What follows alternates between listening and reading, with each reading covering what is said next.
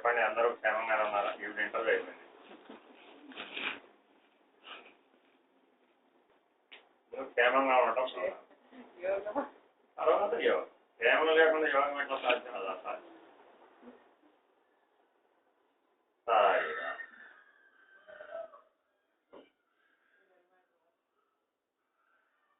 ఏ పదాలు పగలు రాత్రి భేదం లేకుండా ఉండడమే. భక్తి టీవీలో మీకు స్వామి శివానంద చెప్తుంటాడు, ఇంగ్లీష్లో తెలుగులో అటు చేసుకుంటాడు. ఇంగ్లీష్లో ఎక్కువ చెప్తాడు. ఆయన అంటాడు, మీరు ఎంతో ఎక్కువ ఆలోచిస్తారు జీవితం అంటే. 2 చేతులు ముందుకు దాస్తే భోజనం, 2 కాళ్ళు ముందుకు దాస్తే నిద్ర. ఇంతే కదా మానవ జీవితం అంటే. ఏనా కదా? భోజనం చేయాలి, యూజ్ యువర్ 2 హ్యాండ్స్, విశ్రాంతి తీసుకోవాలి, ఫినిష్. ఇంత సింపుల్ గా ఎప్పుడైతే జీవితాన్ని తీసుకుంటావో ఇప్పుడు నీ రిక్వైర్మెంట్స్ అప్పుడు ఏమైపోయినాయి? నీడ్స్. మనం పెట్టుకున్నటువంటి చాంతాడంత లిస్ట్ అవసరాలన్నీ ఎక్కడి నుంచి వచ్చినాయి? ఇలా ఆలోచించకపోవడం వల్ల వచ్చింది. ఇలా ఆలోచించామనుకోండి మన జీవితం, అప్పుడు ఏమైంది? ఓహో ఇంతే కదా, యాజ్ సింపుల్ యాజ్ ఇట్. నిజానికి మాట్లాడితే ఇంతే కదా. 2 బేసిక్ నీడ్స్, భోజనం, నిద్ర, విశ్రాంతి. ఈ రెండింటిని అవాయిడ్ చేయడానికి వీలు కాదు, శారీరక ధర్మం. అంతేనా కాదు? మిగిలినవన్నీ ఏం చేశాం? పెంచేసాం తర్వాత అంతా. అందుకని ఎప్పుడైనా మీకు ఇది అవసరమైన తన ఆలోచన వస్తే బేస్ లెవెల్ ఇక్కడికి దిగాలన్నమాట. ఇక్కడికి దిగితే ఓహో జననం నుంచి మరణం వరకు ఒకే బేస్ లైన్ ఉంది, ఒకే ఆధారమైనటువంటి గీత. ఏమిటి? 2 చేతులు కలిపితే భోజనం, అంతే కదా. 2 కాళ్ళు దాస్తే విశ్రాంతి. అప్పుడు అవసరాలు క్రమేణా తగ్గిపోతాయి. అప్పుడు క్రమేణా మన దగ్గర చాలా కాలం మిగులుతుంది. ఎందుకు చెప్తున్నానంటే, సాధన చేయడానికి మన దగ్గర కాలం లేదంటాం అనుకోండి. ఆ కాలం అంతా ఎలా ఆక్రమించబడింది? మన అవసరాల చేత ఆక్రమించబడింది, అంతే కదా. ఇంకప్పుడు ఎందువల్ల అలా అయిందంటే కారణం ఇదే. ఒక ఆవిడ, నేను బందర్లో ఉండగా ఒక ఆవిడ నిరంతరాయంగా అంటే దీక్షలు గట్రా వ్రతాలు చాలా చేస్తూ ఉంటాడు. ఆవిడ ఒక 2 రోజులు ఉంది మేము ఇంట్లో. ఆవిడతో పాటు విన్నా జీవితానికి 2 తాటాకులు సరిపోవా? పైన ఒక తాటాకు, కింద ఒక తాటాకు. ఇలా ఎప్పుడైతే నువ్వు ఉండగలుగుతావో, ఇంత అవసరమా అప్పుడు నీకు ఈ 2 తాటాకులు? ఏమిటని? నీకు నీడ కావాలా అక్కర్లేదా? అదొక తాటాకు. నువ్వు విశ్రాంతి తీసుకోవాలా అక్కర్లేదని అనుకో. ఇలా ఆలోచిస్తే అప్పుడు నీకు వస్త్రం కూడా 2 వస్త్రాలు సరిపోతాయి. As minimize as. అప్పుడు ఏమైంది? ఎంతో సమయం ఉంది జీవితంలో సాధన చేయడానికి. ఇప్పుడు ఏమైంది? అవసరాల యొక్క లిస్ట్ పెరిగిపోయి సాధన సమయాన్ని దాంట్లో వెతుకుతున్నాం, ఏనా కాదు? అందువల్ల ఏమైపోయింది? నీ గురించి నువ్వు జీవించేది తగ్గిపోయింది, మిగిలినవన్నీ పెరిగిపోయింది, అంతేనా? ఈ రకంగా ఎవరికి వాళ్ళు ఒకసారి ఆలోచించుకోవాలి. నిత్య జీవన గమనంలో 24 గంటల్లో నా కోసం నేను ఏం చేస్తున్నాను? నా కోసం నేను చేయడం అంటే అధ్యయనం. నువ్వు అధ్యయనం చేయడం నీకోసం నువ్వు చేసుకోగలిగే గొప్ప పని. నువ్వు అధ్యయనం చేసుకోలేకపోయావు అనుకోండి, ఎలా సరి చేస్తావు? చేయలేవు కదా. రండి.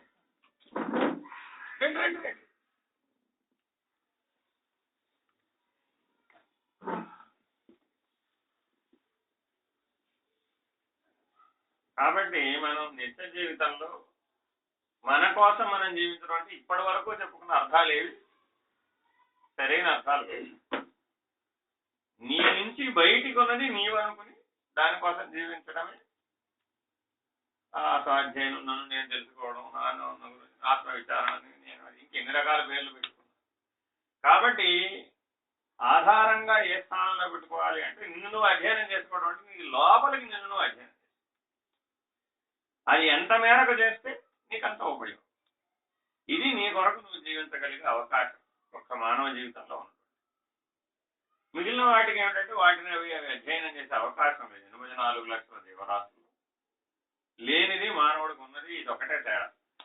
తనను తాను అధ్యయనం చేసి తెలుసుకోగలిగే శక్తి ఒక మానవుడికి ఉంది, మిగిలిన జీవరాశులకు లేదు. అయితే మానవ జీవితం మొత్తం అంతా కూడా ఏంటంటే దీనికి వెచ్చించే కాలం చాలా తక్కువ. ఎందుకని? దాని అవసరం లేదు అసలు.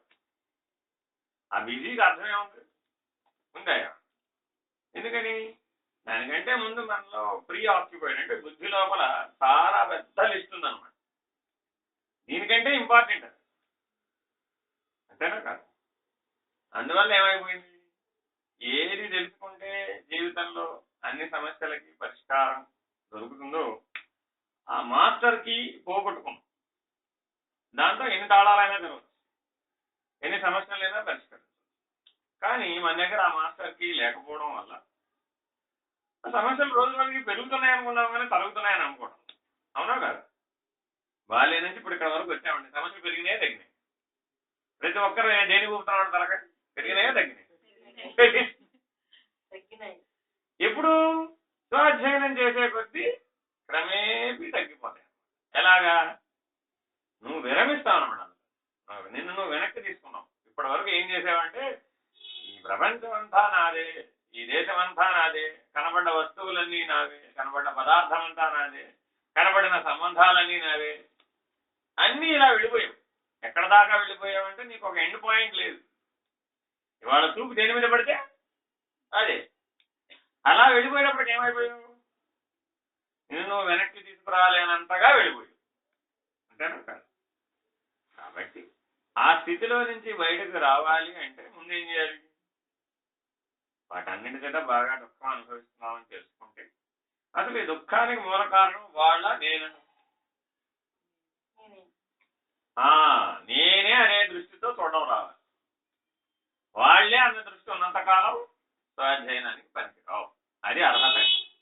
జీవితంలో ఏదైనా జరగనివ్వండి, అది సుఖం కానీ దుఃఖం కానీ, రెండు కాకపోని, ఆనందం కానీ అది కాకపోని, జ్ఞానం కానీ అజ్ఞానం కానీ, వ్యతిరేకం కానీ అనుకూలం కానీ, ఏ పరిస్థితి కానీ ఏ సంఘటన కానీ జనన మరణాలతో సహా కారణం ఎవరు?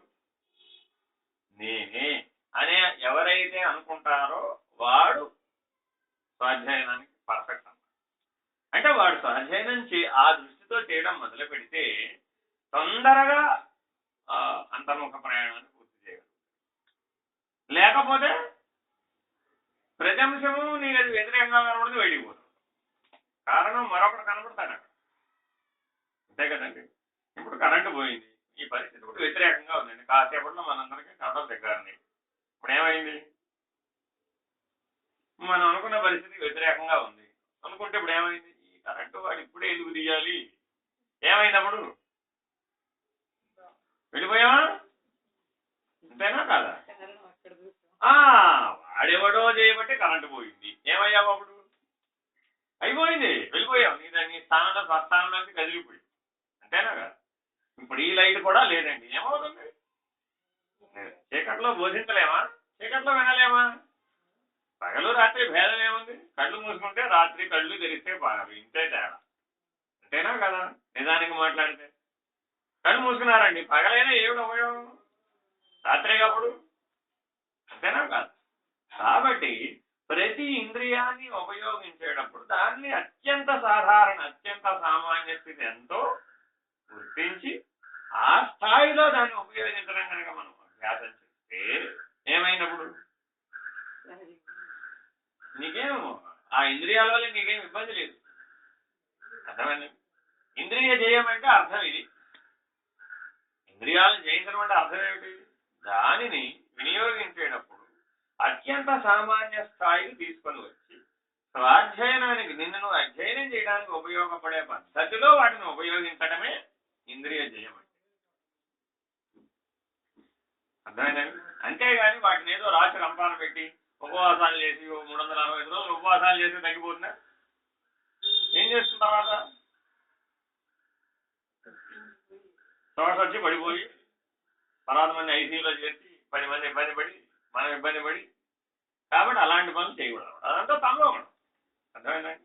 చాలా మంది భక్తిని ఆచరించేటప్పుడు ఆ సాత్విక భక్తిని ఆశ్రయించాలి. చేయొద్దని కాదు, మీరు అందరూ మీ నవవిధ భక్తి మార్గాలన్నీ ఎవరికి ఎందులో ఆకర్షణ ఉంటే, ఎవరికి ఎందులో ఇష్టత ఉంటే అన్ని సాధనలు చక్కగా చేసుకోవచ్చు. కానీ సాత్విక భక్తిని, సాత్వికమైన పద్ధతిని ఆశ్రయించాలి. అలాగే శ్రద్ధ, ఏ పని చేసినా శ్రద్ధగా ప్రధానం. ఎటువంటి శ్రద్ధను ఆశ్రయించాలి? సాత్వికమైన శ్రద్ధను ఆశ్రయించాలి. ఎందుకని చెప్తున్నారే అంటే, నిన్ను నువ్వు అధ్యయనం చేసుకోవాలంటే ఈ సాత్వికమైన పద్ధతే అనుకూలమైన పద్ధతి. నిత్య జీవితంలో ప్రతిదీ సాత్వికమే అయి ఉండాలి. అదొక నియమం అనమాట సాధకుడు. అది పెట్టుకోకపోతే నువ్వు సాధకుడు అవ్వలేవు. ఎందుకనిక జ్ఞానమే ఉందండి, గొప్ప సాధనేనా? దాంట్లో సాత్వికం, రాజసికం, తామసికం లేవా? ఉంటాయి కదా. అసలు ఒకటి దాన్ని మనం ఉనికిని మాట్లాడుతున్నామంటే ఆ ఉనికిలోనే 3 గుణాలు ఉంటాయి. ప్రతి ఆచరణలోనూ ఆ 3 ఉంటాయి తప్పని. ఆహారంలో సాత్వికం, రాజసికం, తామసికం ఉన్నాయా లేదా? అంతేనండి. పాలు సాత్వికమేనా? ఒక 1/2 లీటర్ పాలు తాగాను అనుకోండి, ఏమైంది? ఒక 1/2 లీటర్ పాలు తాగితే ఏమైంది? సాత్వికమా, రాజసికమా, తామసికమా? మరి పదార్థం సాత్వికమేగా. అంటే 1 కప్ప, 2 కప్పుల, 1/2 కప్ప ఎలా తెలుస్తుంది? నువ్వే జడ్జి దానికి. నీ లోపల ఉన్నటువంటి అగ్నిని శాంతం చల్లార్చకుండా నువ్వు ఆహారం తీసుకోవాలి. 6 రుచులు నీ మీద ప్రభావం చూపెట్టని స్థితిలో వాటిని తీసుకోవాలి. అంతేనా కదా? పాలల్లో 1 కప్పులో 10 చెంచాలు పంచదార వేసి తాగండి, సాత్వికమా, రాజసికమా? మన సేమియా ఏమిటి మరి?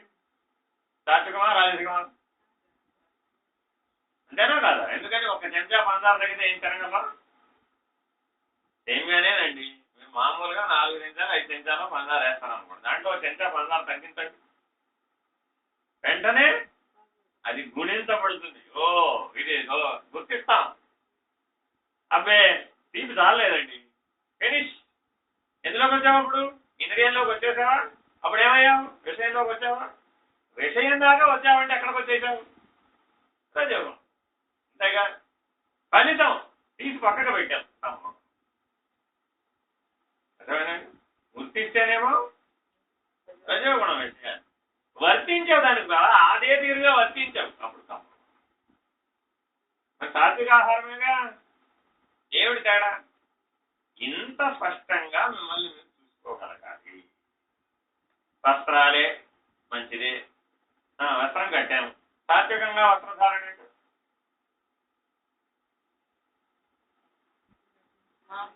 ఎందుకు చెప్తున్నానంటే, నేను సాధకుడను అని చెప్పేవాడు వాడి యొక్క జీవితం అంతా ఆ సాధన దృష్టితోనే వాడు ఉంటేనే గాని వాడు సాధకుడు అవడు. ఎందుకని? నీ సాధనతో దేన్ని ఎదిరించాలి? ప్రపంచమంతా 99.9% ఎలా ఉన్నారో దానికి వ్యతిరేకంగా ఉంటావు. అంతేనా కదా? మరి అలా ఉన్నప్పుడు ఈ ప్రపంచం అంతా నిన్ను గుర్తిస్తున్నా గుర్తించదా? ఇప్పుడు వాళ్ళందరిలో నల్లకాకుల్లో ఏమయ్యావు? తెల్లకాకి అయ్యావా? మరి తెల్లకాకి సాధ్యమేనా? సాధ్యం కాదు కదా, జీవించలేదు కదా. మరి ఎలాగా? దేవుడు ఏ బలం మీద జీవిస్తాడు? ఆ సాధనా బలం మీదే జీవిస్తాడు. ఎందువలన? వాళ్ళందరికీ ఆ గుణప్రేరణ ప్రభావం చేత వాడు దుఃఖాన్ని అనుభవిస్తూ ఉంటాడు. వీడి మీద ఆ గుణప్రేరణ ప్రభావం ఉండదండి. కాబట్టి అతని యొక్క ప్రతి మాటలో, చేతలో, అడుగులో, జీవన విధానంలో ఎక్కడ చూసినా ఆ సాత్విక ధర్మం, ఆ సాత్వికమైన పద్ధతి, ఆ సాత్వికమైన జీవితం కనబడుతూ ఉంటుంది అన్నమాట. కనబడుతున్నప్పటికి ఏమైపోతుంది? నువ్వు ఎందువల్ల శాంతంగా ఉంటున్నావో నువ్వు 10 మందిలో కాదు 1000 మందిలో ఉన్నా స్పష్టంగా కనబడుతుంది. నీ శాంతం చదవదు ఎక్కడ. ఎందుకని? సాత్విక ధర్మాన్ని ఆశ్రయించాలి. అందుకని భగవద్గీత ప్రతి దాంట్లో కూడా ఈ సాత్విక ధర్మం ఎట్లాగా, గుణత్రయ విభాగ యోగం, ఆత్మ సంయమ యోగం, చివరికి కూడా మళ్ళా చెబుతుంది మోక్ష సన్యాస యోగం. ఏ ఏ సాధనలు ఎలా సాత్వికంగా చేయాలి. అర్థమైనా? కాబట్టి వస్త్రధారణ ఎలాగ సాత్వికం?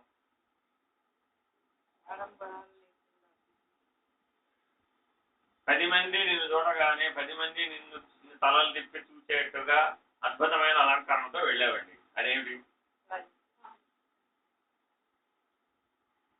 ఇందాకే చెప్పారు, విషయం వరకు వచ్చి ఆగుతావా? గుర్తించావు, ఆచరించలే, అప్పుడు రజోగం.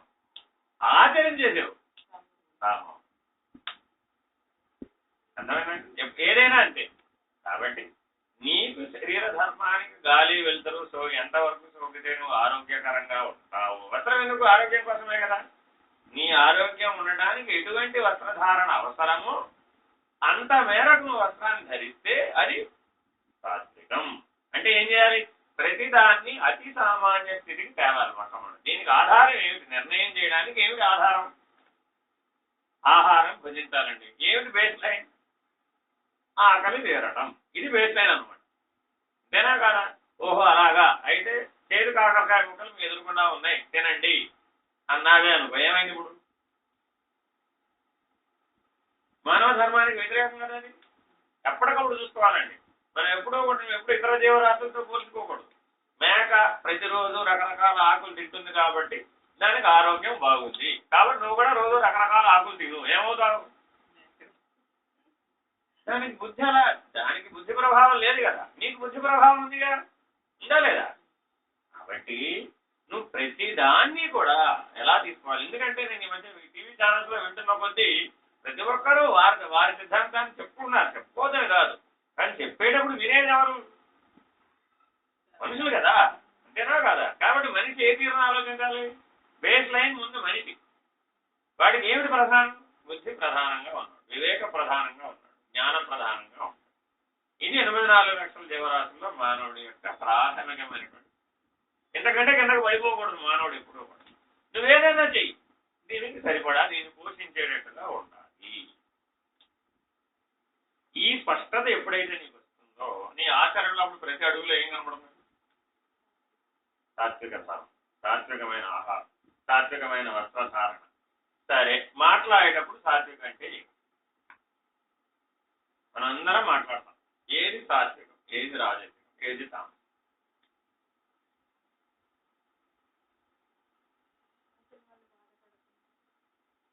బాధపడ్డం అది పెద్ద పట్టాలం అండి. జీవితం సరిపోతుందానికి. జననం కూడా బాధే, మరణం కూడా బాధే, మధ్యలో జీవితంలో ఉన్న అన్ని ఘట్టాలు అటే. అందుకే ఎందుకు చెప్తున్నానంటే మనం పూర్వీకులు ఏం చేశారంటే చక్కగా వాళ్ళు అందుకే జాగ్రత్తగా ఒక సూత్రబద్ధం చేశారు.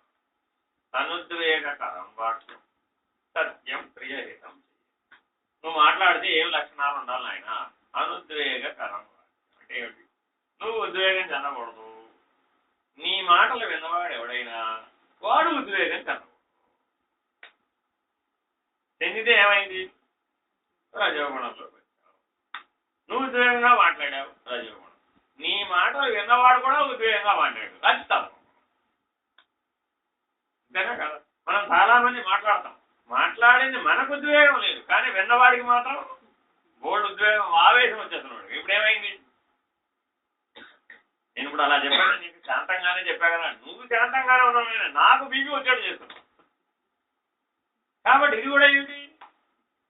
సాత్విక ధర్మం అంటే కుదరదండి. అది మాటలు విన్న వాడికి కూడా వాడిలో కూడా సాత్విక ధర్మమే ప్రేరణ పొందాలి.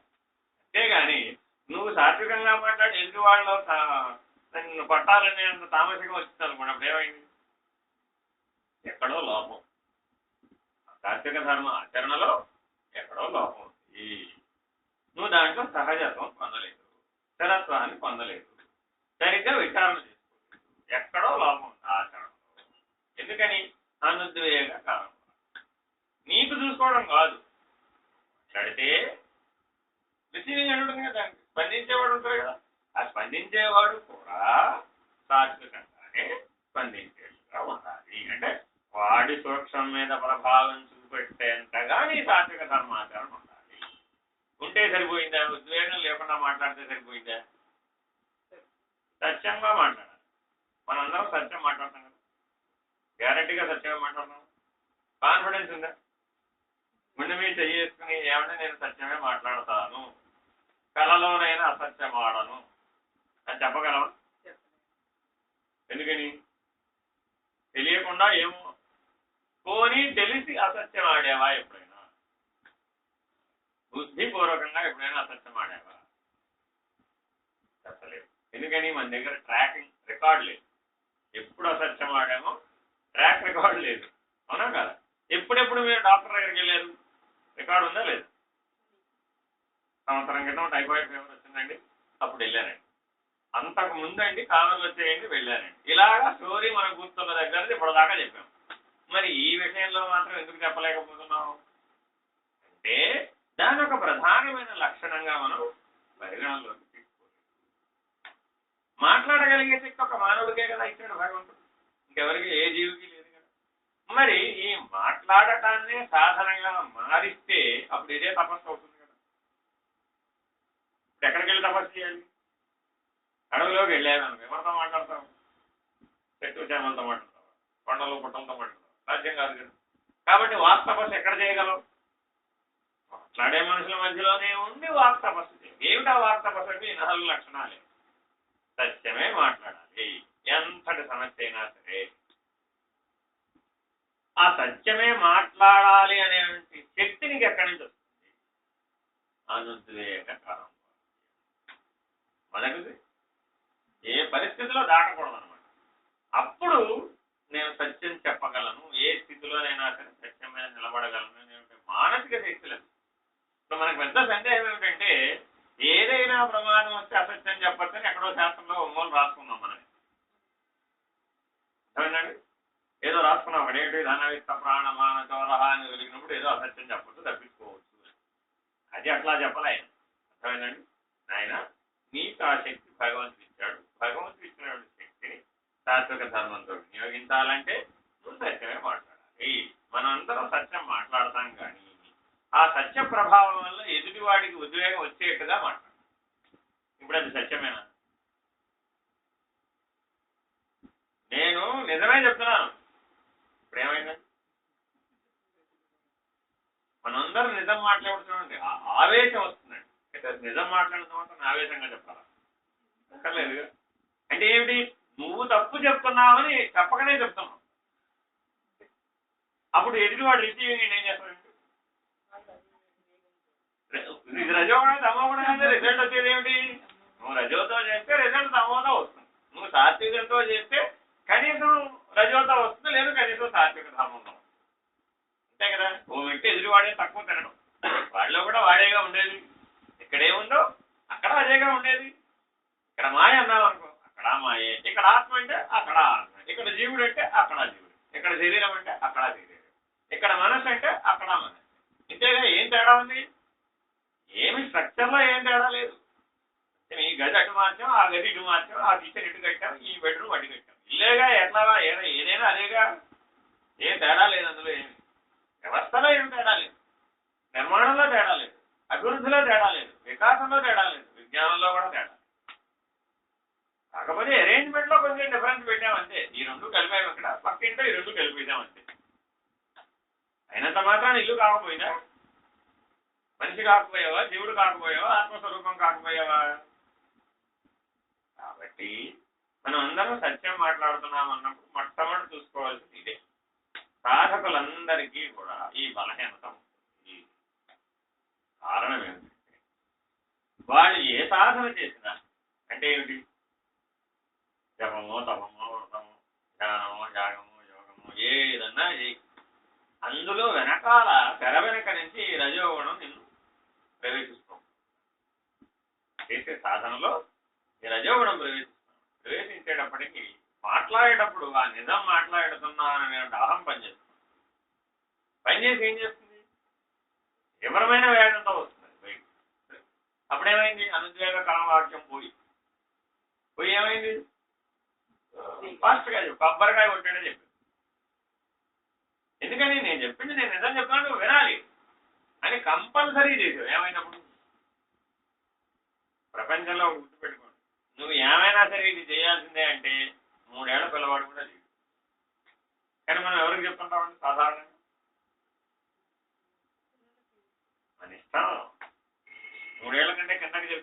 కాబట్టి వాడికి చెప్పం, పైకి మన ఇష్టం. 90 ఏళ్ళ వాడితో మాట్లాడుతున్నా సరే ఇలాగే చెప్తాం. తెలీదా వాళ్ళకి? తన జీవితానుభవంలో వాళ్ళకి తెలియదు, వాడికి లేదా తెలివి, బుద్ధి, వివేకం, విజ్ఞానం? నువ్వు కంపల్సరీ చేస్తే ఏమైంది? మొట్టమొదట బుద్ధి వ్యతిరేకించింది. నువ్వు కంపల్సరీ చేయాల్సిందంటే నేనేం చెయ్యను అంటాడు. చెయ్యను అనేప్పటికి ఏమైంది? తమ కూడా వచ్చేస్తున్నా తెలియదు రిజల్ట్. కారణం ఏమిటి? ఆయన నువ్వు సత్యమే చెప్పొచ్చు, కానీ కొబ్బరి నెత్తి మీద కొబ్బరికాయ కొట్టండి సత్యం చెప్తే ప్రపంచంలో ఎవడు వింటాడు? వినరు కదా. అలాగే ముఖ్యంగా ఎదుటివాడు దుఃఖంతో ఉన్నప్పుడు మనం మాట్లాడే విధానం చాలా ప్రధానమైనది. అప్పుడు కూడా సత్యాలే చెప్తాం, కానీ మరింత తీవ్రంగా చెప్తాం. ఎందుకని? వాడి దమ్మ కూడా మళ్ళా కూడా పనిచేస్తాం. ఏమవుతుంది అప్పుడు? ఇంకా టెన్స్ సిచ్యువేషన్ బాగా వేడెక్కిపోతుంది. అర్థమైందండి?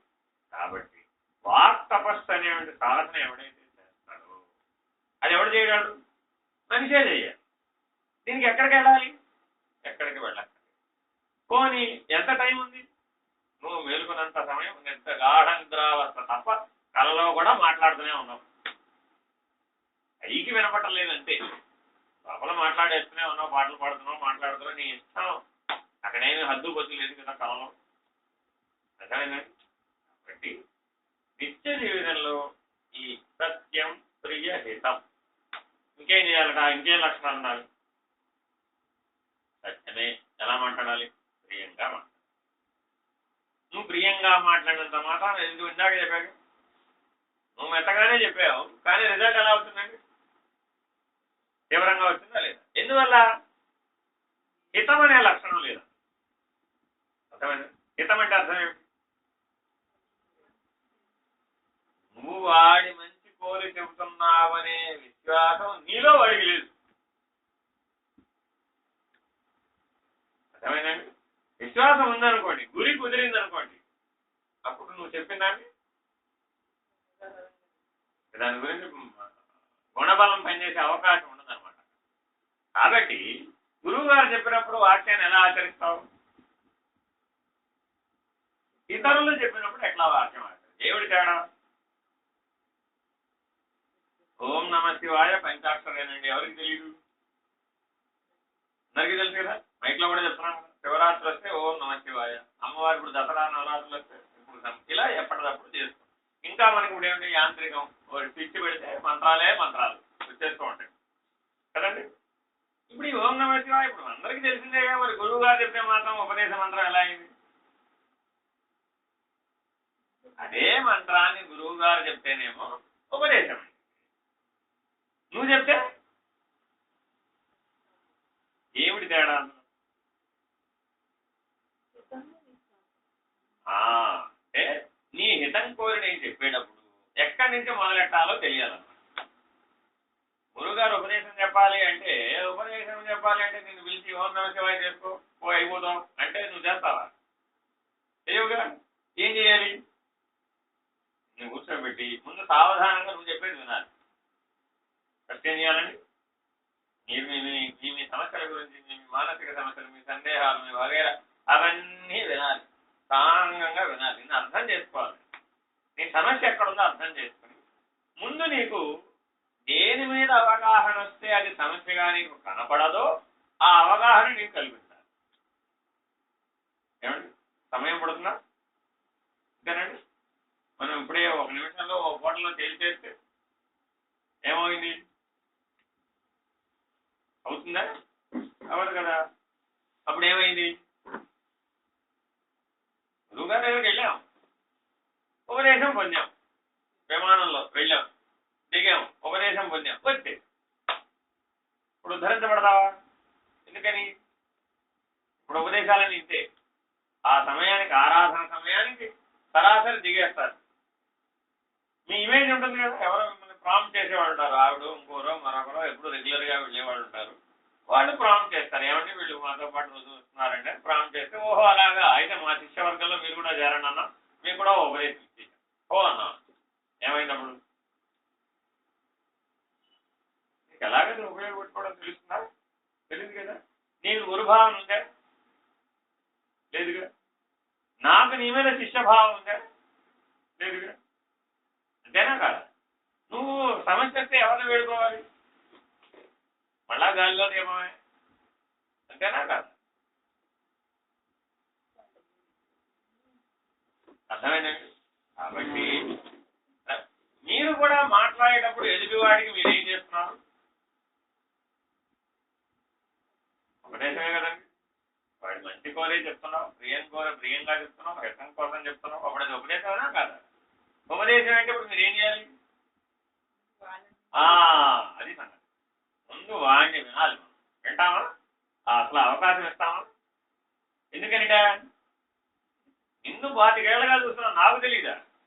ఏమిటి నీకు తెలిసింది? అవునా కదా? భార్యాభర్తల మధ్య కూడా ఇంకానండి.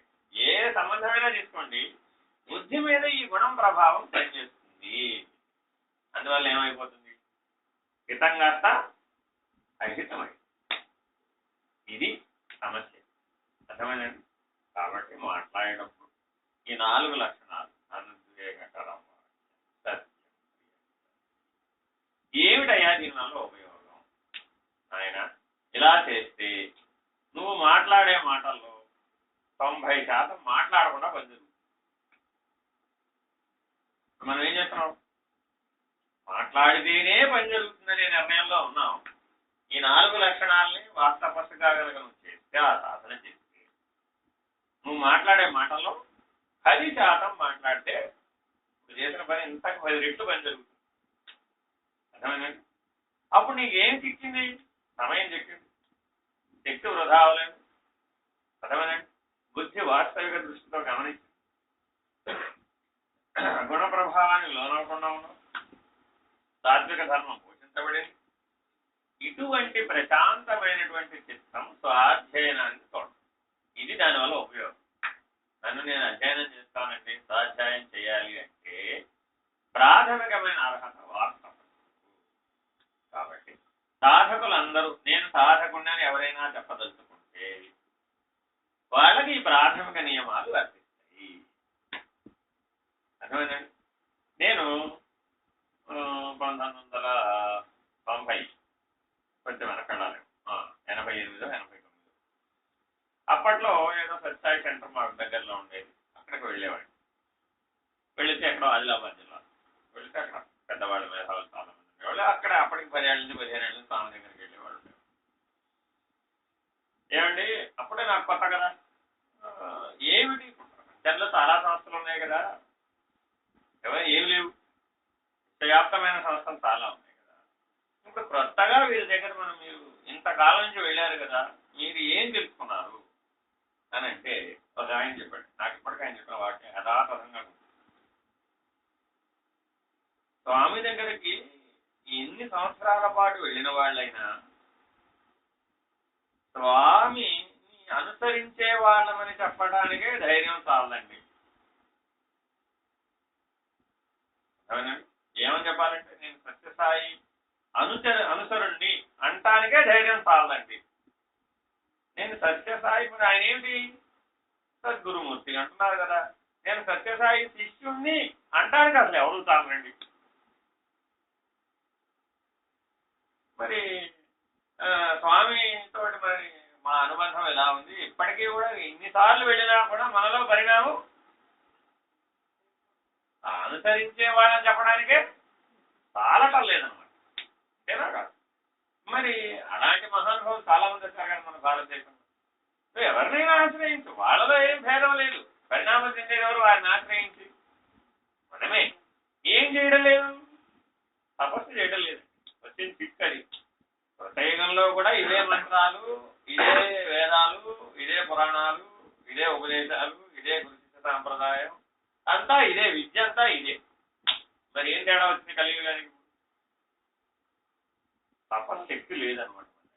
ఏమిటి ఆ తపస్సు వల్ల లభించేదంటే నీకు శక్తి లభిస్తుంది. ఏమిటి ఆ శక్తి నాయన? నిన్ను నువ్వు అధ్యయనం చేయడానికి కావాల్సిన శక్తి లభిస్తుంది. నిన్ను నువ్వు అధ్యయనం చేయకపోతే, అంటే నన్ను నేను అధ్యయనం చేయడం లేదా? ఇప్పుడు చేస్తున్నావు.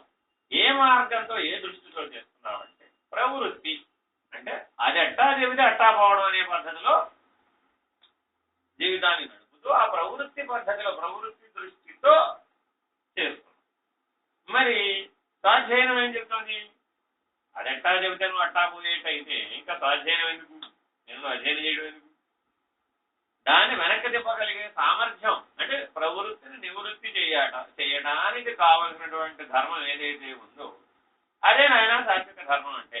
అది కావాలి నేను స్వాధ్యాయం. కాబట్టి సత్వగుణ లక్షణాలు ఏమిటి? ప్రవృత్తి, నివృత్తి, కార్య అకార్య, భయ అభయ, బంధ మోక్ష. ఏ లైన్లో చెప్పారండి? ముందేం కావాలండి? మనం అందరం మోక్షం కావాలనే కదా ఇక్కడ కూర్చున్నప్పుడు. ప్రశాంతంగా ప్రపంచంలో అందరూ టీవీ చూసుకుంటూ భోజనం చేసి నిద్రపోయే సమయంలో మనం అందరం ఏం చర్చించడానికి కూర్చున్నాం? మోక్షం ఎట్టా వస్తుంది. ఆహా, ఏం చెప్పారండి లైన్లో? ప్రవృత్తించ నివృత్తించ, కార్య అకార్య, భయ అభయ, బంధ మోక్షం. ఈ లైన్లో రావాలంట స్వాధ్యయనం. నేను స్వాధ్యయనం చేస్తున్నాను, నన్ను నేను తెలుసుకుంటున్నాను, నన్ను నేను సాక్షిగా ఉంచే ప్రయత్నం చేస్తున్నాను. ఒకవేళ ఏమైనా చెప్పేవి అనుకో నీ గురించి. ఇప్పుడు నీ జీవితంలో ఏం కనబడాలట? ప్రపంచంలో అందరూ ప్రవృత్తితో నడిచేటటువంటిది, దాంట్లో నువ్వెలా ఉండాలి? నివృత్తిలో ఉండాలి. ప్రపంచంలో అందరూ భయపడే అంశాలు ఉన్నాయండి, వాటిలో నువ్వు ఎలా ఉండాలి? ఆ భయం. అర్థమైందండి? ప్రపంచంలో అందరికీ దుఃఖాన్ని కలగజేసే బంధ రూపంలో ఉన్నాయండి, వాటిలో నువ్వు ఎలా ఉండాలి? ఇప్పుడు మోక్షం అంటే చనిపోయినాక వచ్చేదా బ్రతికుండగా వచ్చేదా? అంతేనండి. తెలుసుకోవాలంటే బ్రతికుండాలా చనిపోవాలా? ఏముండాలి సార్? శరీరం అయితేనే అది తెలుసు, లేకపోతే అనుభవం తెలియదు కదా. అయితే ఈ క్రమంలో మనల్ని మనం తెలుసుకుంటూ మార్చుకుంటూ వెళ్ళాలని అర్థం. అలా వెళుతున్నామో లేదో చూసుకోండి. ఏమంటే ఎలా ఉంది పరిణామం, ఎలా ఉంది మీ జీవితం అంటే ఏమని మీ మీటర్ రీడింగ్ ఎట్లా అడుగుతున్నాం? ఇదనమాట మీటర్ రీడింగ్. ఏమండి ముందేమవ్వాలంటే చాలా మందికి భయం పోగొట్టుకోవాలని అనుకుంటారండి, అంతే కదా.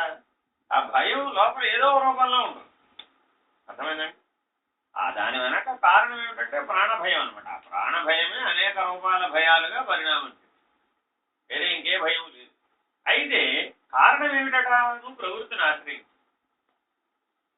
ఆ ప్రవృత్తిని కనుక నువ్వు ఎక్కడెక్కడైతే ఆశ్రయించావో దాన్ని జాగ్రత్తగా విచారణ చేసి నివృత్తి మార్గంలోకి మరలిచ్చి అప్పుడు నీకు ఆ భయం పోతుంది. అంటే అర్థం ఏమిటట? దొంగలంటే భయం. ఏం చేద్దాం? స్వైన్ ఫ్లూ అంటే భయం. ఇప్పుడు అందరికీ భయమేనా కాదా? స్వైన్ ఫ్లూ అంటే ఎందుకంటే భయం. అంటే రాకుండా పోవా, లేకపోతే పోవా గ్యారంటీడా? పోతాం అనేది ఖాయమేనా, పోవనేది ఖాయమా? పోతాం అనేదే ఖాయం, అంతేనా కాదా? మరి నీకు ఎందుకు భయం? అంటే భయపడితే అయ్యే పని కాదు అది. భయపడితే అవుతుంది అప్పుడు ఆ పని అవదు కదా. ఒకప్పుడు మానవుడికి మంట అంటే భయం అండి. ఎందుకని? ఆ వివేకం లేదు. రాళ్లతో కొట్టి మంట నిప్పు చేసినప్పుడు అడ్డుకుపోయింది, నో కంట్రోల్. ఇప్పుడు మనం ఏ స్టేజ్కి వచ్చాం? స్విచ్ తిప్పితే మంట వెలుగు, స్విచ్ తిప్పితే ఆగి. మరి అదే గ్యాస్ నుండి పేలితే సర్వం పోతుంది, అంతేనా కాదా? మరి ఇప్పుడు మనకు ఆ తెలివితేటలు వచ్చినాయా రాదా? ఎలా వచ్చాయి? అభ్యాస బలం, సాధనా బలం, రోజు చేయడం, దాని మీద సమయం ఖర్చు పెట్టడం, శక్తిని ఖర్చు పెట్టడం, బుద్ధిని ఉపయోగించడం, సర్వేంద్రియాలని దాని మీద ఏకాగ్రత చేయడం, అవునా కాదా? మీరు ఆ పని చేస్తున్నప్పుడు ఎవరైనా ఏమన్నా అంటే ఏం చెప్తారండి? యూ ప్లీజ్ వెయిట్, ఒక 5 నిమిషాలు ఆగి ఈ పని చూసుకుని వస్తాను. ఎందుకని? ఐఎమ్ ప్లేయింగ్ విత్ ఫైర్, మంటతో ఆడుతున్నా నేను. కాబట్టి ఇప్పుడు నువ్వేం చేయాలి?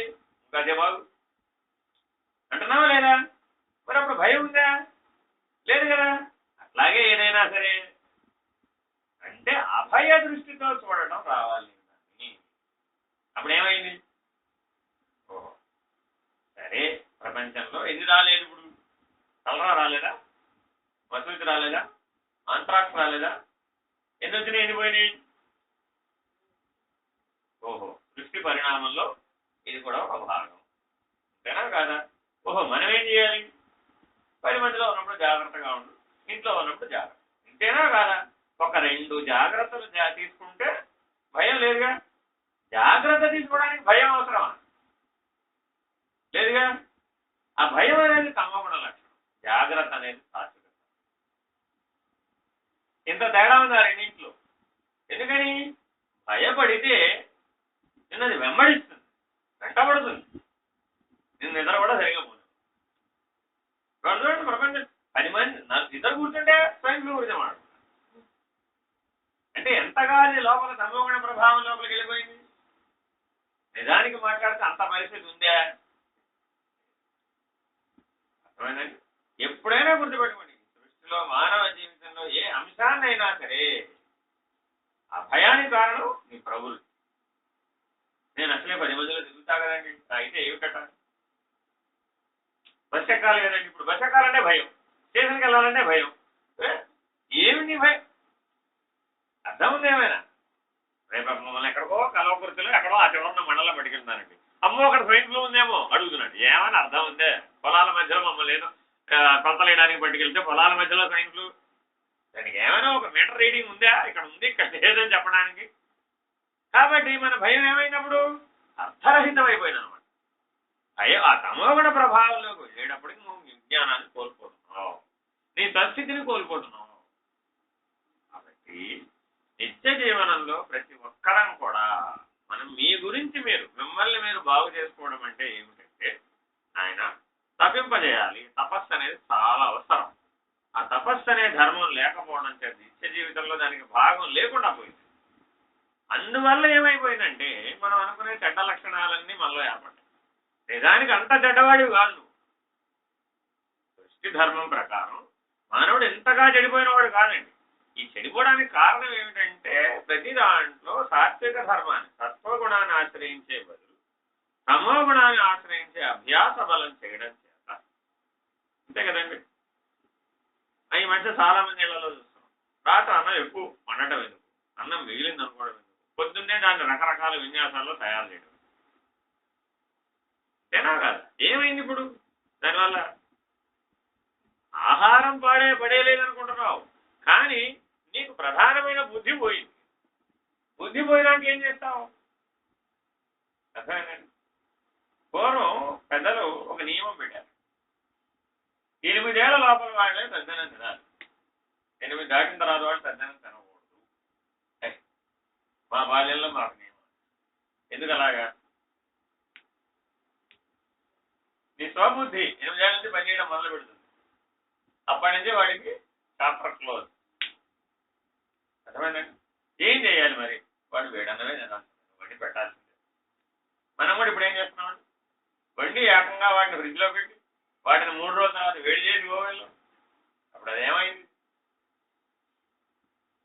ఏం ఆహారం? మరి ఇటువంటి ఆహారం తింటే, ఆ తామసికమైనటువంటి ఆహారాన్ని ఆశ్రయిస్తే లోపల ఏ గుణం పెరుగుతుంది? అంతే కదా. కుర్కురే బెస్ట్ బిఫోర్ 12 months అంటారు. అంటే ఎప్పుడు వండినట్టు వాడలేండి. ఆలోచించండి ఒకసారి. మన డబ్బాలు రెడీమేడ్ ఫుడ్ అంతా కూడా ఒకసారి ఆలోచించండి. దాని మీద రాస్తాడు వాడు, ఇదేమి 6 నెలల వరకు చెడిపోదు, 12 నెలల వరకు చెడిపోదు. వాడి ఉద్దేశంలో చెడిపోవడం అంటే అర్థం ఏమిటి? పదార్థం చెడిపోవడం. నువ్వు చెడిపోయినా పర్వాలేదు వాడికి. తినేవాడికి వీడు ఆలోచించుకోవాలి కదా. చెడిపోవడం అంటే ఇక్కడ 2 పదాలు, మానసికంగా చెడిపోవడం, స్థూలంగా చెడిపోవడం. స్థూలంగా చెడిపోవడం అనారోగ్యం. అర్థమైనా? కాబట్టి మానవ జీవితం అంటే ఎంత సామాన్యంగా జీవిస్తే అంత సులభం, ఎంత విశేషాలతో జీవించాలనుకుంటే అంతటి కష్టం. ఇప్పుడు బిల్ క్లింటన్ సుఖంగా ఉన్నాడా? బిల్ గేట్స్ సుఖంగా ఉన్నాడా? మనం సుఖంగా ఉన్నాం. ఎందుకని? మన లెక్కలో వాడు గొప్పవాడు కదా. అంతే కదండి. ఇదే జీవన ధర్మం, జీవన సత్యం. ఉదాహరణ చెప్తాను, ఇంకో ఉదాహరణ. ఒక పీఠానికి అధిపతి ఉన్నారండి, పీఠాధిపతి ఉన్నారు ఇప్పుడు చాలా చోట్ల. ఒక ఆశ్రమానికి అధిపతి, ఆయన సుఖంగా ఉన్నాడా? ఆయన శిష్యుడు సుఖంగా ఉన్నాడా? ఎందుకని? పీఠం ఉంది ఆయనకి, కాలు కింద పెట్టకూడదు, పైన పెట్టకూడదు. కాలు కింద పెడితే ఓడిపోవం, కాలు పైన పెడితే ఓడిపోవం. ఆయన పాపం కాలు నొప్పి వచ్చినా సరే అలాగే కూర్చోవాలి. ఇంత దూరం వచ్చేసింది మన యొక్క తామసికమైన లక్ష్యం. మేము చెప్పాం కదండి కూర్చోండి అంటున్నారు. ఇప్పుడు ఆయన చెప్పడం మనం వింటాం పోయింది. ఇప్పుడు దానండి నేను చాలా చోట్ల పాపం చూసి అయ్యో పాపం ఇలాంటి పరిస్థితి. బాధ పూజలకు పాపం వాళ్ళు ఏదో కష్టపడి పిలుస్తున్నారు కదా అని వస్తారంట. అక్కడ చూస్తే మనం అనకూడదు కానీ పాపం నిజంగా వాళ్ళు ఎవరి చేత చిక్కారో అర్థం కావడం లేదు. వాళ్ళకి వాళ్ళే చిక్కారా లేకపోతే భక్తుల చేతిలో చిక్కారా అంటే అది చాలా కష్టమైన విషయం. ఆయన ఎక్కడి నుంచో వాళ్ళ అబ్బాయి ఎటో వెళతాడండి. పాద పూజను ముందే తెలుసు కదా, స్వామీజీ మీరు 10 నిమిషాలు కూర్చొని మా అబ్బాయి వచ్చేస్తాడు. ఏమిటా ఇంతకంటే పాద పూజకు వచ్చారు వీళ్ళు 10,000 20,000 కట్టారు బాగానే ఉంది. ఇప్పుడు వాళ్ళ అబ్బాయి వచ్చే వరకు స్వామీజీ వెయిట్ చేయాలి. ఇప్పుడు ఎవరి మీద ఎవరి గురి ఉందండి? అర్థం అవుతా అంటే ఏమిటి? మహానుభావుని ఆశ్రయించినప్పుడు కూడా తమో గుణంతోనే ఆశ్రయిస్తుంది. ఏమైనప్పుడు అదే 1000 రెట్లై నీకు లభించింది మళ్ళా ప్రసాదం. అర్థమైందండి? ఎందుకు బాగుపడలేదయ్యా? మహానుభావుడే కదా నువ్వు ఆశ్రయించింది. ఎంతో శక్తివంతుడే కదా, ఎన్నో సాధన చేసిన వాడే కదా, అనేగా నువ్వు ఆశ్రయించావు. కానీ ఏ గుణంతో ఆశ్రయించావు? ఏ గుణంతో ఆశ్రయిస్తే అదే 1000 ఫలించింది పో, అదే ప్రసాదం. ఆయన చేతితో బత్తాయి పండిస్తాడా అరటి పండిస్తాడా కాదు సమస్య. నువ్వే గుణంతో ఆశ్రయిస్తే అది 1000 రెట్లే నీకు ఫలించింది పో. ఇంకేం చేద్దాం ఇప్పుడు? నేను చేసేది ఏం లేదండి. కాబట్టి మహనీయుల ఆశ్రయాన్ని పొందేటప్పుడు దానికి ముందు నువ్వు ఎంతకాలం దాని గురించి పరితపించావు, ఏ స్థితిలో జీవించావు, ఏ స్థితిలో సాధన చేశావు, ఆ సాత్విక సాధనా బలంతో పొందినటువంటి సాహతో ఆ విశ్వాసంతో ఆ మహనీయుని ఆశ్రయిస్తే అది 1000 ఫలించింది. ఇప్పుడు నీ సాధన సుగమం అయిపోవాలి. ఇది సద్గురు వల్ల ఉపయోగం. ఏమి చేస్తాడు సద్గురు? ఏమి చేస్తాడు సద్గురు? ఇప్పుడు ఏ కొత్త మనిషిని ఏం తయారు చేయడు. ఆయన దగ్గర ఒకటే శక్తి ఉంటుంది. మహానుభావులు ఎవరి దగ్గరైనా ఏమిటయ్యా అంటే నువ్వు ఏ లక్ష్యంతో ఏ గుణంతో నువ్వు వస్తావో తధాస్తు 1000 ఫలిస్తుంది పో. కాబట్టి ఇప్పుడు మనం ఏం చేసాం?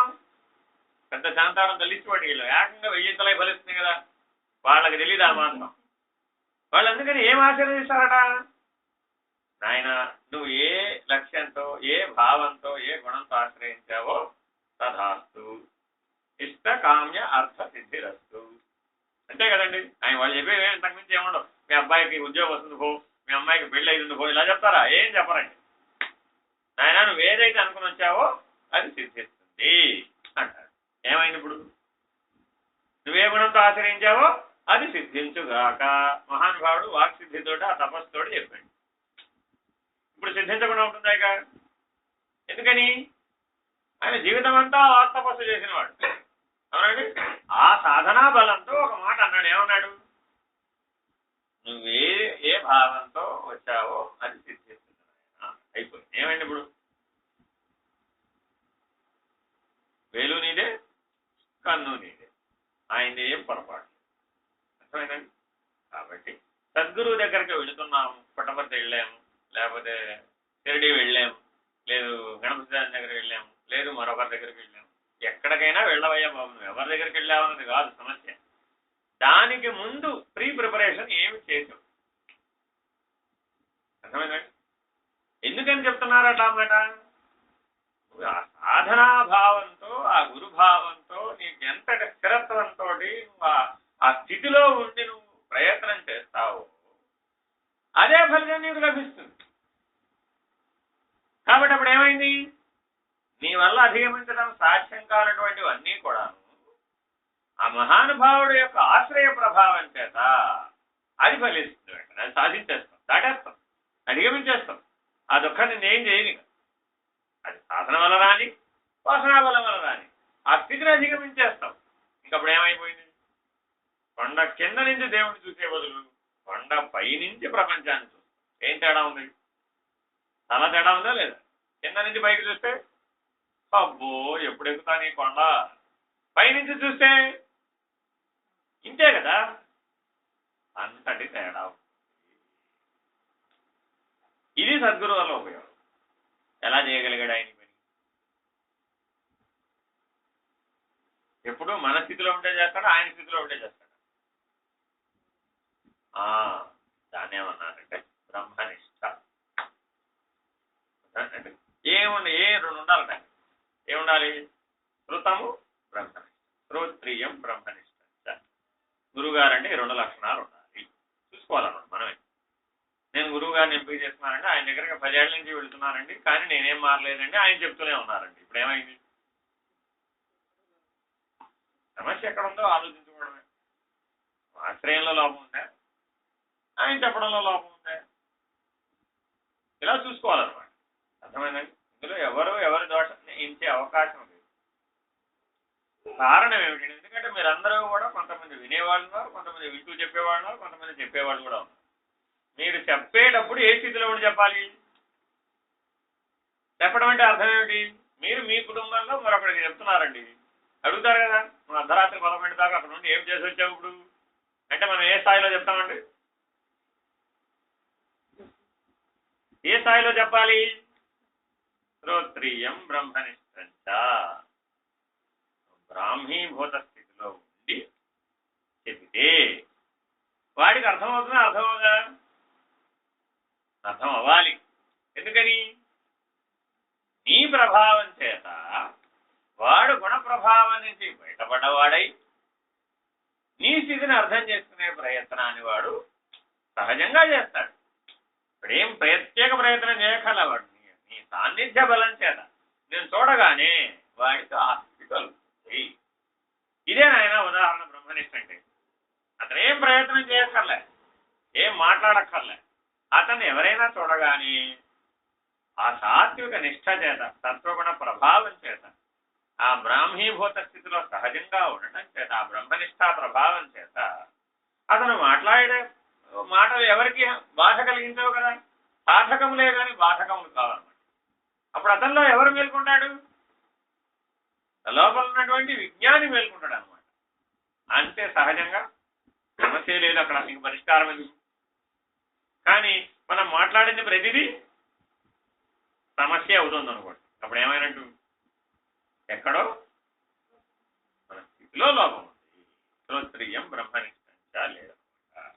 సాధారణంగా ఎందుకంటే వాళ్ళు ఏం చెప్పినా కూడా ఎందుకు ఇలా చెప్తున్నామంటే, శ్రోత్రియం బ్రహ్మనిష్ఠంచ అంటే గురువు గారు నాలుగు పరీక్షిస్తున్నారు.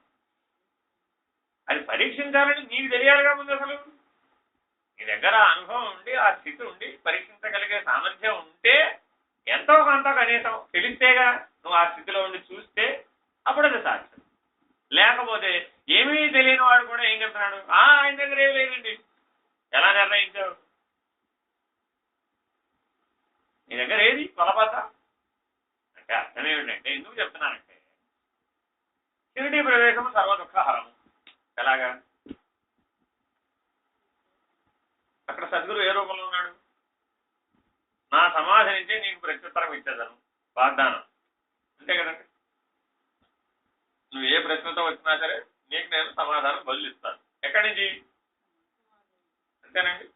సమాధి నుంచి ఆయన ఇచ్చే బదులు మనకు ఎలా తెలుస్తుంది? అంటే నువ్వే స్థితిలో ఉండాలి, నీకు కూడా ఆ భాష రావాలి, నీకు కూడా తెలివి ఉండాలి, నువ్వు కూడా ప్రజ్ఞాస్థితిలో ఉండాలి, నీకు కూడా జ్ఞానం ఉండాలి. ఆ తెలివితో నువ్వు ఉంటే ఆయన ఇచ్చే సమాధానం తెలుసు. మనం వెళ్ళి దేని మీద పడ్డాం? సిమెంట్ దిమ్మ మీద పడ్డాం, అంతకుమించి అక్కడ ఏమి లేదు. అంతేనా కాదా? బాగా పూలమాలలు శాలువాలు దేని మీద కప్పాం? స్థూలంగా చూస్తే దేని మీద కప్పాం? అంతే కదా, రాయి మీదేనా?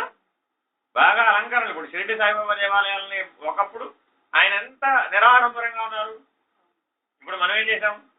ఆయన నిరాడంబరంగా ఉంటే మాకు నచ్చండి, ఏం చేయాలి?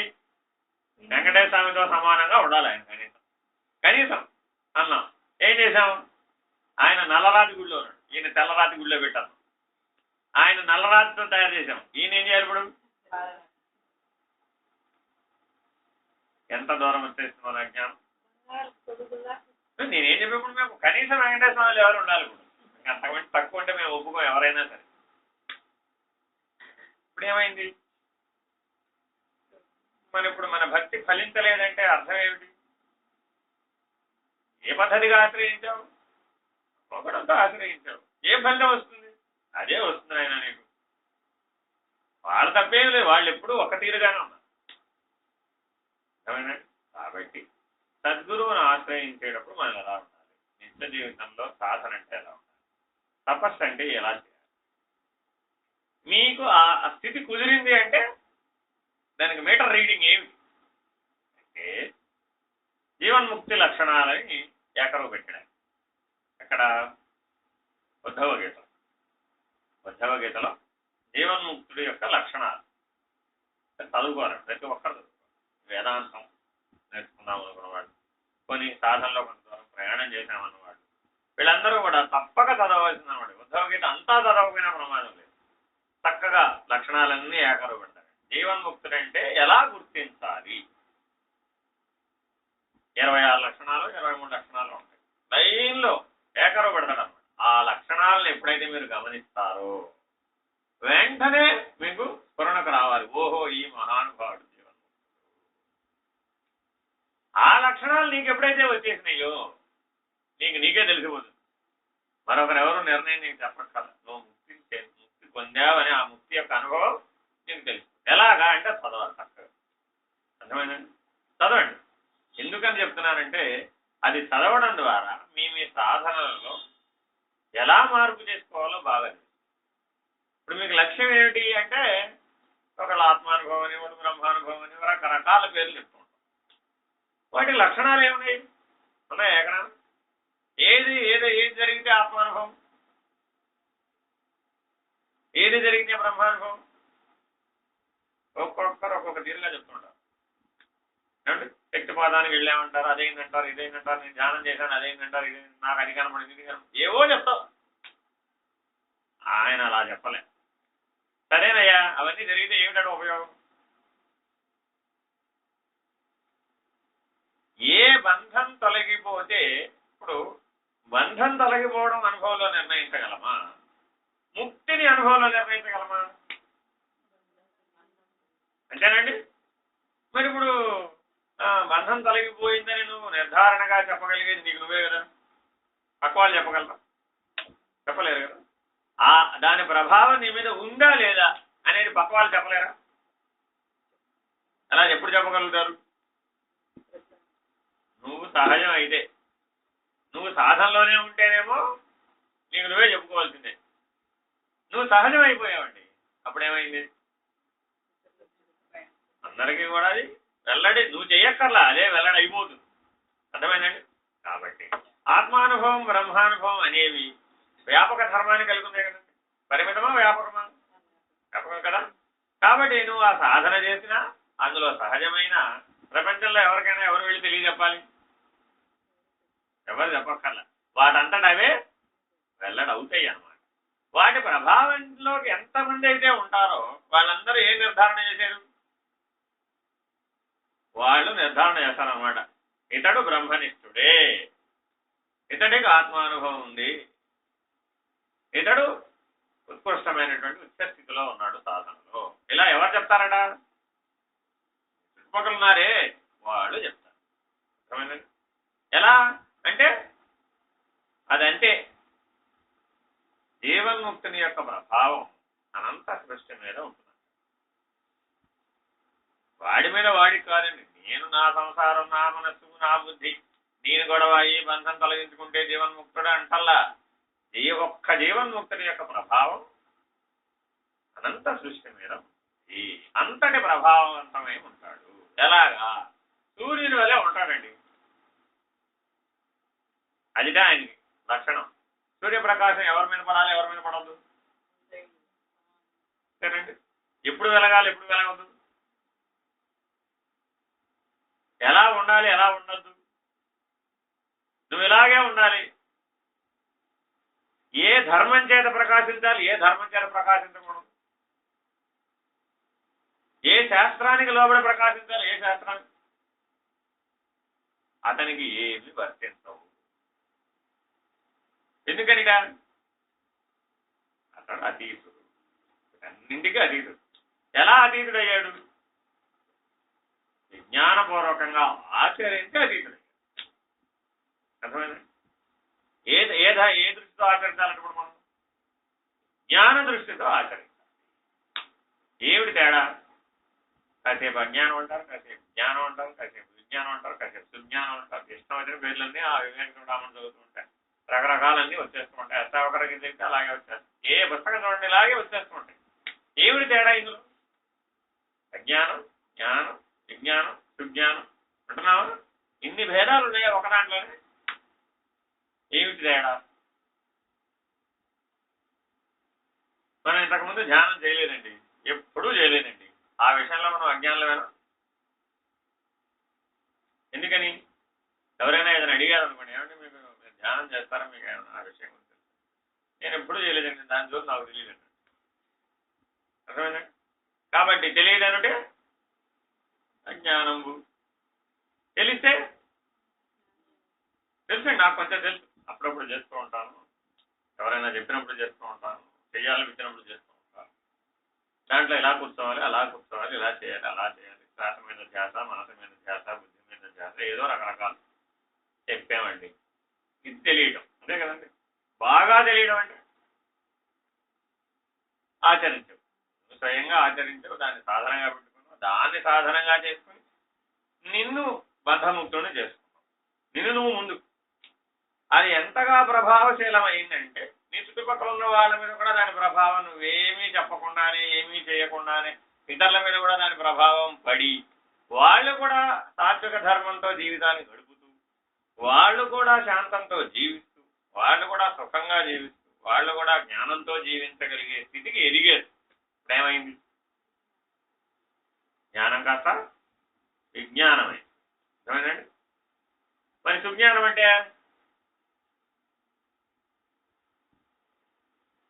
చరాచరములు. ఇప్పుడు ఎక్కడ వరకు మాట్లాడాము? మన చుట్టుపక్కల మనుషుల వరకే మాట్లాడుతున్నాం. అర్థమైందండి? సైంటిస్టులు కూడా విజ్ఞానులే. ఎందుకని? వాళ్ళకున్న తెలివితేటల్ని ప్రపంచానికి అంతటికీ ఉపయోగపడేట్టుగా ఒక సాధన సూత్రాన్ని కనిపెట్టాడు, అంతే కదండి. లేకపోతే మనం పత్రం నుంచి గ్రైండర్కి వచ్చేవాళ్ళం మనం రాం కదా, ఎప్పుడూ పత్రమే చెప్పేవాడు. గ్రైండర్ ఎలా వచ్చింది? ఇప్పుడు కనిపెట్టాడు, అంతేనా కాదు? అలాగే ఇది ఉపయోగిస్తే విజ్ఞానం, అదే ఇడియట్ బాక్స్. లేకపోతే ఎందుకని? దాంట్లో 190 ఛానల్స్ వస్తాయి, తిప్పుతూ ఉంటే 190 నిమిషాలు అయిపోతుంది, ఛానల్కి 1 నిమిషం అయినా కూడా. అర్థమైందండి? ఏమవుతుంది దానివల్ల? ఏమవలేదు, అనేది ఒక అలవాటుగా పెట్టుకున్నావు. ఏం చేస్తావు అప్పుడు? పోతూ ఉంటావు అంతే, 1 నుంచి 190. మళ్ళా ఈ లోపల ఇక్కడ అంతా జరిగిపోతుంది. 190 జరిగేప్పటికి ఏమవుతుంది? ఇక్కడ ఉన్నది ఉండదు, మళ్ళా మారిపోతుంది. మళ్ళా మొదలు 1 నుంచి 190. మీరు గమనించండి, వాళ్ళందరికీ ఇది ఒక అంటువ్యాధి వ్యాపించింది. ఏ ఒక్కటి సరిగా నిలబడి చూడడు, తిప్పుతూ ఉంటాడు. అవతలేమొచ్చింది, అవతలేమొచ్చింది, అవతలేమో ఏమిటి ఉండేది అక్కడైనా కానీ అదే దృశ్య విషయమే కదా. ఏమైనా తేడా ఉందా? ఏమి లేదు కదా. నువ్వు 1 నుంచి 190 వరకు ఏముంది? అదే దృశ్య విషయమే. నీలో ఏ ప్రేరణ కింద కలిగిస్తుంది? అదే గుణధర్మాన్ని. ఈ రెండింటిలో తప్ప ఇంకేమైనా తేడా ఉందా? ఈ దృష్టితో చూస్తే ఏమైంది? 1 అయినా 190 అయినా అప్పుడు ఇది పెద్ద ఇడియట్ బాక్స్, అంతేనా కదా.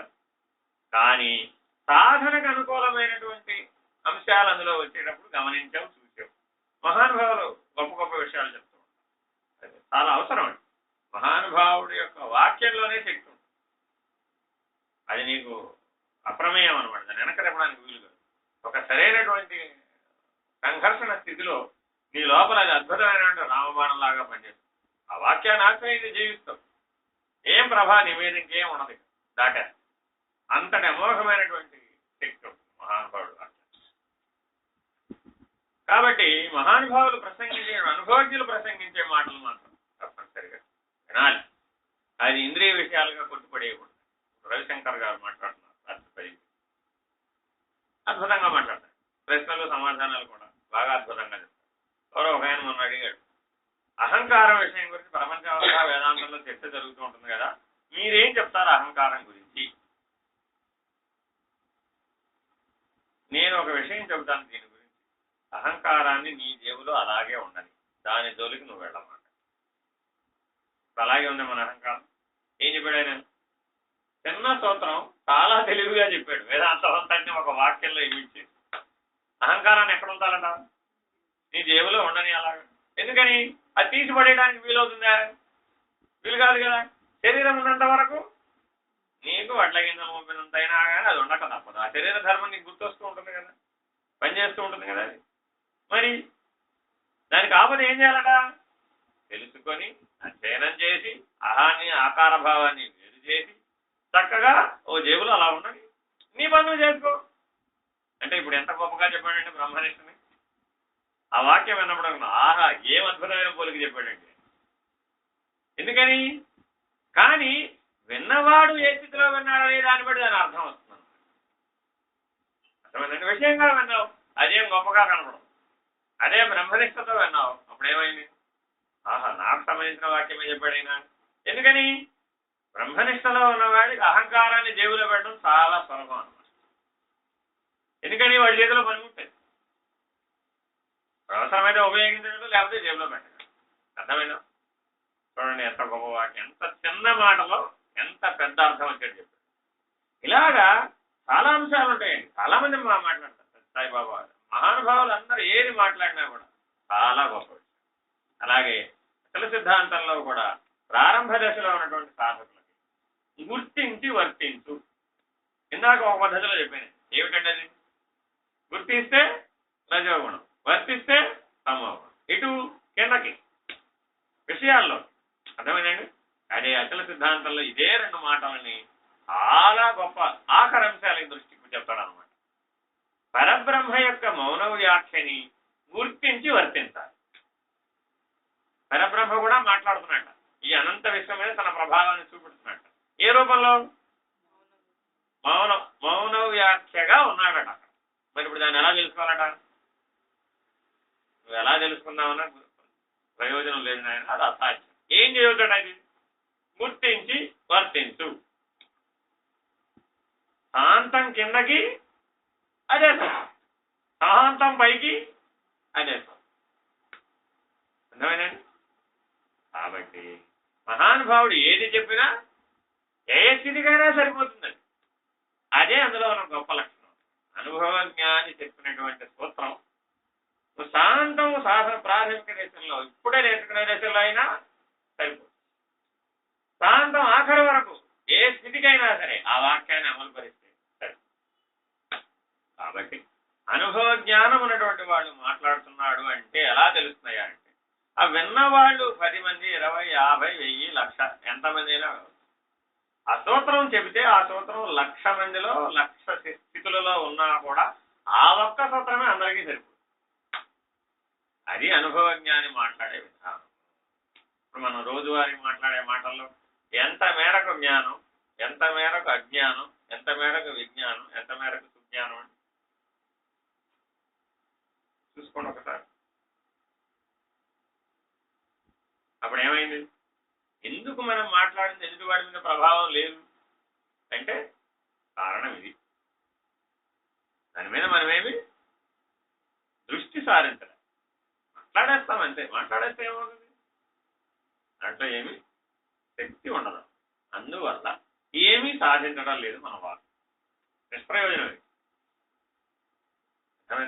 నిజానికి మాట్లాడితే గుర్తించి వర్తించు వ్యవహార జీవితానికి సరిపోతా లేదా? సరిపోదా? మీ ఆయన గారు అడిగితేనే మీరు టీ కాఫీ పెట్టిస్తున్నారా? ఏం లేదు. మీరు నిద్రపోవాలండి, అక్కడ ఏదో ఒక విషయం జరుగుతుంది, ఏం చేస్తారు? గుర్తించి వర్తించు. భోజనం వడ్డించాలండి, అప్పుడు గుర్తించి వర్తించు. అవునా కాదా? దేనికైనా సరిపోతుందా సరిపోవట్లేదా? దేనికైనా సరిపోతుంది. కాకపోతే లక్ష్యం ఎంత ఉన్నతమైనదైతే అంతటి ఉన్నతమైనటువంటి ఆచరణ, అంతటి ఉన్నతమైన సాధన, అంతటి ఉన్నతమైన ఫలితం. కాబట్టి లక్ష్యం ఎప్పుడు కింది స్థాయిలో ఉండకూడదు. అంటే ఇవాళ నేను వంట బాగా చేస్తే మా ఆయన గారు నన్ను మెచ్చుకోలేదు, ఇప్పుడు ఏమైందట? ప్రమాదం వచ్చింది, రాలేదు కదా. మా అబ్బాయికి నేను ఎన్నో సేవలు చేశాను, మా అబ్బాయి నన్ను వాళ్ళు మెచ్చుకోలేదు, ఏమైందట? ప్రమాదం వచ్చింది, ఏం రాలేదు కదా. అంటే మనం రోజువారీ దైనందిన జీవితంలో ఇలాంటి చిన్న చిన్న లక్ష్యాలను పెట్టుకున్నాం అనుకోండి, ఏమవుతుంది? తెగిన గాలిపడం అన్నమాట, ఎటైనా కుటుంబం ఎక్కడైనా. కాబట్టి సూత్రం తెగనివ్వకూడదు, ఉన్నతమైన లక్ష్యాన్ని ఆశ్రయించాలి. నిరంతరాయంగా బ్రహ్మనిష్టని నిలుపుకోవడానికి కావలసినటువంటి ప్రాథమిక అర్హతలని తపస్సుని సాధించాలి. మన సాధనల ఫలితం అంతా అదంతా తపస్సు. ఎప్పుడు లక్ష్యం స్థిరంగా ఉన్నప్పుడు అది తపస్సు.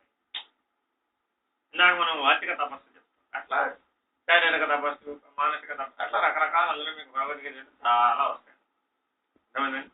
అలాగే రకరకాల యజ్ఞాలు చాలా వస్తాయి అందులో. కానీ మీరు ఏం చేసినా ఏముండాలట? లక్ష్యం ఉన్నతమైందే ఉండాలి. అంటే అర్థం ఏమిటి? ఓం నమ శివాయ మంత్రం చేసి ఆరోగ్యాన్ని సాధించు. ఓం నమ శివాయ మంత్ర జపం నిరంతరాయంగా శ్వాసతో సమంగాను మంత్ర జపం చేస్తే ఏ మంత్ర జపం చేసినా కూడా నీకు ఆరోగ్యం వస్తుంది. ఇంకేం వస్తుంది? ఆరోగ్యం ఉంటే డాక్టర్ దగ్గరికి వెళ్ళవు కాబట్టి ఐశ్వర్యం వస్తుంది. అంతేనా కదా? ఎంత వస్తుంది?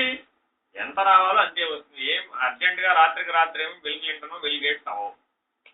అర్థమైందండి? ఇంకా మానసిక ప్రశాంతత చేకూరుతుంది. ఎందుకని? ఆ సాధన ఫలితం. మననాత్రాయితే ఇది మంత్ర. మనోవేగాన్ని తగ్గించేదే మంత్రం. అంటే ఆ మనోవేగం తగ్గడం వల్ల బుద్ధికి సునిశ్చిత శక్తి పెరుగుతుంది. స్పష్టంగా చూడగలుగుతావు, స్పష్టంగా ఆలోచించగలుగుతావు, వాస్తవ దృక్పథంలో చూడగలుగుతావు, కళ్ళ ముందు ఏముందో స్పష్టంగా గుర్తించగలుగుతావు. ఇవన్నీ ఆ ఒక్క సాధన ఫలితాలే. దానివల్ల నీ జీవితంలో ఎన్నో మార్పులు వస్తాయి. అంతే కదండి? కానీ ఇవన్నీ ఏమిటి? వీటి కోసమే నేను మంత్ర జపం చేశానే అనుకోండి. ఎన్నేళ్ల లోపల అయిపోతుంది? సంవత్సరం, 2 ఏళ్ళు, 3 ఏళ్ళు లోపల ఇవన్నీ అయిపోతాయి. తర్వాత ఏమిటి? What next? ఇక్కడ వరకే సంతృప్తి చెందేవే అనుకోండి. నువ్వు నీ దగ్గరకు వచ్చిన వాళ్ళందరికీ ఏం చెప్తావు? జ్వరం వచ్చింది, ఓం నమ శివాయ మంత్రం జపం చేసుకో, జ్వరం తగ్గుతుంది పో అన్నావు అనుకో. ఏమంటాడు వాడు? ప్రపంచంలో ఎవరైనా ఆచరిస్తారా? అర్థమైందండి? నేను ఒక 5,000 పోగొట్టుకున్నానండి వచ్చేటప్పుడు దారిలో. అయితే ఓం నమ శివాయ మంత్రం జపం చేసుకో, మళ్ళీ 5,000 వస్తాయి పో అన్నావు అనుకో. ప్రపంచంలో ఎవరైనా ఆచరిస్తారా? ఎందుకని? లక్ష్యం బాగోలేదు, లక్ష్య సిద్ధి లేదు. కాబట్టి నీకు సిద్ధించడం అనేది దేన్ని బట్టి ఉంటుందయ్యా అంటే లక్ష్య శుద్ధి ఉంటే లక్ష్య సిద్ధి వస్తుంది. ఉన్నతమైన లక్ష్యాన్ని ఆశ్రయించండి. ఇహానికి సంబంధించిన వాటికి వీటిని ఉపయోగించమాకండి సాధ్యమైనంత వరకు.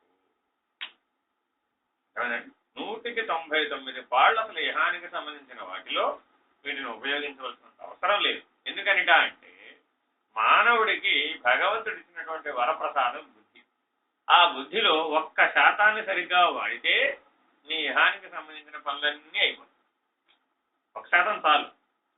మిగిలిన 99%తో నువ్వు బోర్డు చేయొచ్చు, తపస్సు చేయొచ్చు, సాధన చేయొచ్చు, నీ ఇష్టం ఏదైనా చేయొచ్చు.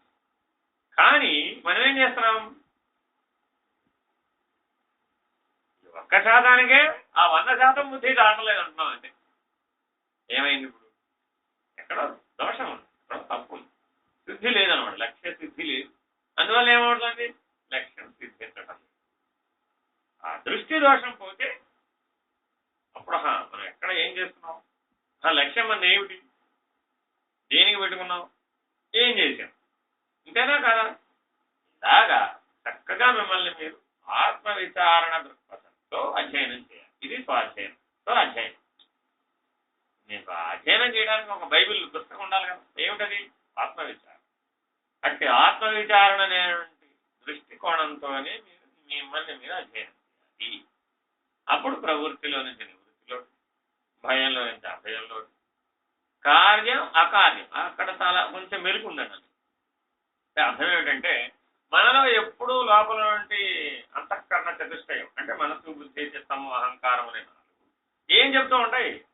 ఏదో ఒకటి చేయి అంటుంది. నువ్వు ఊరికే కూర్చుంటే ఊరుకోదు, ఏదో ఒకటి చేయి అంటూ. ఇప్పుడు ఏం చేయాలంటే అవి ఏ స్థితి నుంచి ఏ స్థితిలోకి రావాలి? కార్య అకార్యం. ఏదో ఒకటి చెయ్యి అనేది అణిగిపోవాలి అంతరంగం. అది దేనివల్ల సాధ్యం? సాత్విక ధర్మం. అంతేగాని చేసే పనులు ఆపేయడం కాదు అర్థం. అక్కడ స్థూల అర్థాన్ని స్వీకరించాలి. అర్థమేనండి? కాబట్టి లక్ష్యం దృష్ట్యా విచారణ చేద్దాం. మనమందరం విచారణ ఏ స్థితిలో చేస్తాం? మన స్వబుద్ధి, మన తెలివితేటలు ఎక్కడ దాకా ఉన్నాయో, ఏ జ్ఞాపకాలు ఉన్నాయో, ఏ వాసనాబలం ఉందో, ఏ గుణబలం ఉందో ఆ మేరకే ఆ విచారణని చెప్తాం. పుస్తకం చదివాం, చదవడం ప్రధానమా విచారణ ప్రధానమా?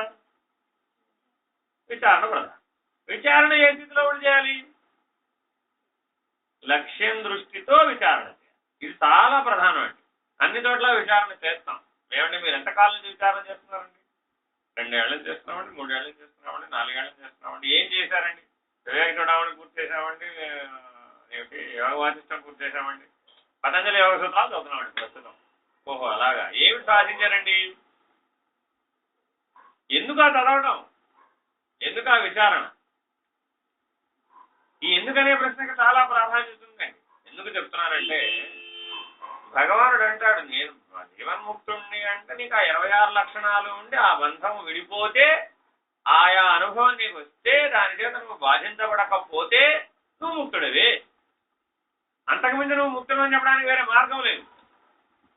అర్థమైందండి? ఇప్పుడు అరవింద ఘోష్ రాజకీయాల్లో ఉన్నాడు, జైల్లో వేశారు. దుఃఖించాడా? దుఃఖిస్తే శ్రీకృష్ణుడు ఎవడేవాడా? గీతా సారాంశం తెలిసేదా? తెలియదు కదా. ఆయనకి ఎక్కడ ఉపదేశం చేశాడు శ్రీకృష్ణుడు? పడంతకి చెరసాలలో గీతాపదేశం చేశాడు ఆయన, శ్రీకృష్ణుడే స్వయంగా అని ఆయనకు ఆయనే చెప్పుకున్నారు. నాకు శ్రీకృష్ణుడే గీతా సారాంశాన్ని బోధించాడు కాబట్టి రాజకీయ సన్యాసం చేసి యోగిగా మారిపోయాను అని తనకు తానే చెప్పుకున్నాను. ఉన్నా కదా. మరి ఇప్పుడు పరమాత్మను బోధించడానికి ఎటువంటి సమయం కావాలి? ఏ స్థానం కావాలి? ఏ స్థితి కావాలి? పెద్ద పెద్ద బంగళాలు కావాలా? సంస్థతూలికా తల్పం అవసరం లేదు. అర్థమైనా? జీసస్ ప్రభు ఎక్కడ పుట్టాడు? రోమ్ నగర చక్రవర్తికి పుడితే కుదరదా? మహానుభావులందరూ కూడా ఇవన్నీ అవతార పురుషులంతా కూడా చక్కగా ఆలోచించి వాళ్ళు ఏం చేసినా ఆ దేహం ధరించేటప్పుడు అలాంటి స్థితుల్లో నుంచే వస్తారు. అంటే దాని అర్థం సంపన్నుడు దీనికి అధికారి కాదని కాదండి. లోకోత్తరమైనటువంటి పని చేయాలి అంటే, ఆదర్శవంతమైనటువంటి పని చేయాలి అంటే, బ్రహ్మనిష్ట నీకు ఉండాలి అంటే నువ్వు ఎక్కడ దాకా దిగాలయ్యా? అతి సామాన్యానికి దిగాలయ్యా. అర్థమైందండి? బుద్ధుడు బోధించలేదా? బోధించాడు. ఎప్పుడు బోధించాడు? రాజుగా ఉండగా బోధించాడా? ఏం చేశాడు? ఓహో ఇది అడ్డామని తెలుసుకున్నాడు, త్యజించాడు. త్యజించి అతి సామాన్య స్థితికి వచ్చేసినాక విచారణ ప్రారంభం. అట్లా చక్కగా ప్రపంచాన్ని అర్థం చేస్తున్నాడు, విశ్వాన్ని అర్థం చేస్తున్నాడు, బోధించాడు. అవునా కదా? ఏ మహనీయుల జీవితం చేసుకోండి ఉండే ఎక్కడైనా? కాబట్టి ఎంత అతి సామాన్యం. చక్కగా మిమ్మల్ని మీరు బాగా అర్థం చేసుకోండి. మిమ్మల్ని మీరు మీ అవసరాలు ఒకటే గుర్తుపెట్టుకోండి. జ్ఞానం పెరిగే కొద్దీ అవసరాలు తగ్గాలి. అంతేనండి. ఇప్పుడు వృద్ధాప్యం వచ్చే కొద్దీ మన అవసరాలు ఏం జరుగుతుంది? తగ్గుతూనే లేదా? అంతకుముందు ఎలా ఉంది?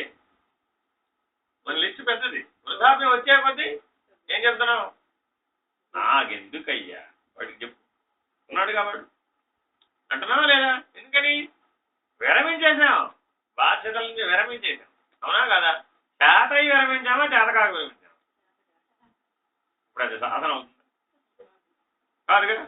ఎప్పుడు సాధన అయింది? మాట్లాడగలిగి ఉండి మాట మీద నిగ్రహం. అర్థమైందండి? అలా సామర్థ్యం ఉండి అది నీ అధీనమై ఉండాలి. అప్పుడేమైంది? అది నీ చేతిలో పని. అర్థమైందండి? కాళ్ళు చేతిలో లేచే పరిస్థితి లేని స్థితికి వచ్చిందండి శరీరం. అర్థమైందండి? ఇప్పుడు నేను విరమించాను అన్నానండి, ఏమైంది?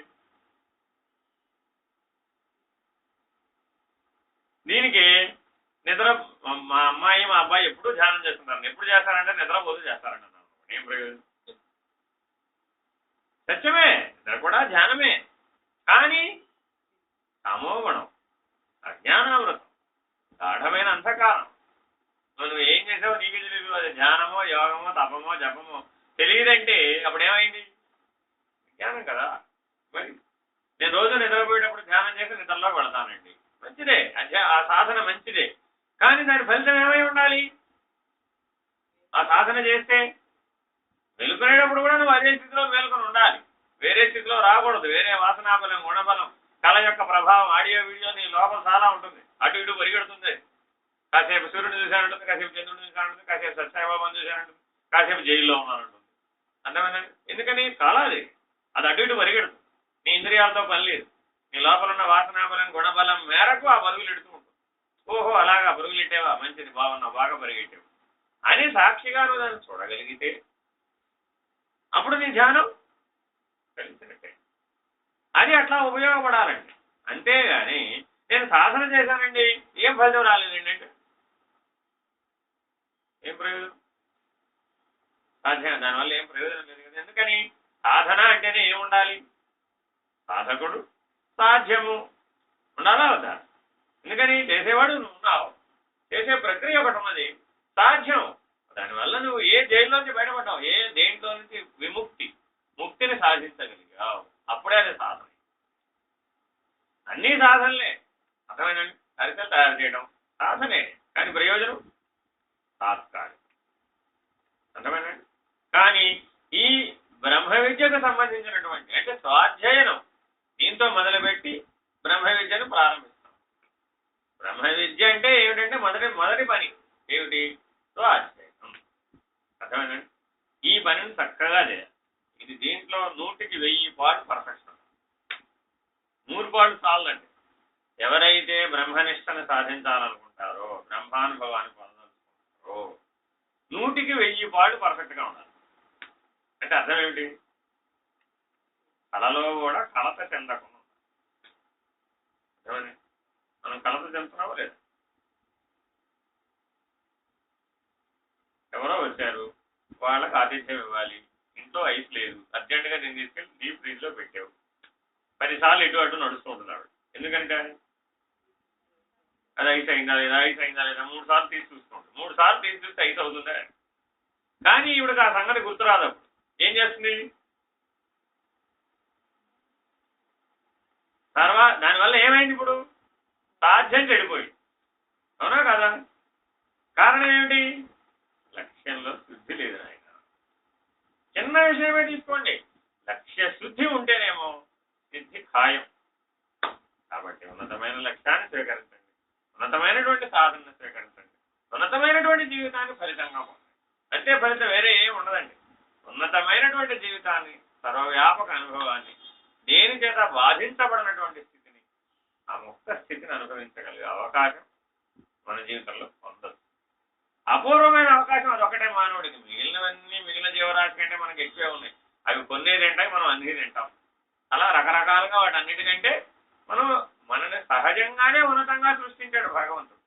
కానీ ఈ ఉన్నతమైనటువంటి స్థితిని ఎందుకు ఇచ్చాడయ్యా అంటే నువ్వు ఉన్నతమైన లక్ష్యాన్ని సాధిస్తావనే ఉద్దేశంతో ఇచ్చాడు. కాబట్టి మన శరీరం సాధకమా బాధకమా? ఇప్పుడు కానీ మనం ఏ దృష్టితో చూస్తున్నాం? అక్కడ ఉంది లోపం. నేను శరీరమునే అనే దృష్టితో చూస్తే బాధకమైంది. నేను ఆత్మస్వరూపుడు అనే దృష్టితో చూసి జీవించడం మొదలుపెట్టాను. అప్పుడు ఏమైంది? శరీరమాద్యంకాలు ధర్మ సాధనం. నీ స్వధర్మం, నేను ఆత్మస్వరూపుడు అనే స్వధర్మాన్ని పోషించడానికి మంచి పనిముట్టు ఏదయ్యా? శరీరమేనా? దాని అట్లా వినియోగించు, చక్కగా దాని అట్లా సాధించు. అప్పుడు సాధి. జై బాబా. అరే